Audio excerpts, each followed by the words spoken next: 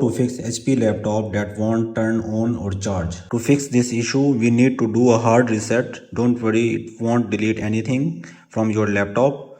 First of all, we need to unplug the charger. Make sure your HP laptop has some charging. After that, you need to locate the power button. Mostly it is located at the top row. As you can see, it contains a power button.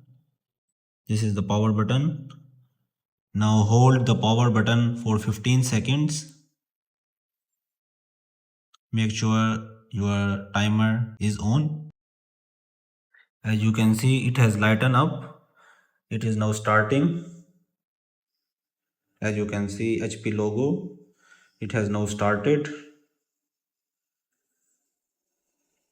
So this is it for this video. If you found this video helpful, hit the like button. If you have any questions, you can ask me in the comment section below.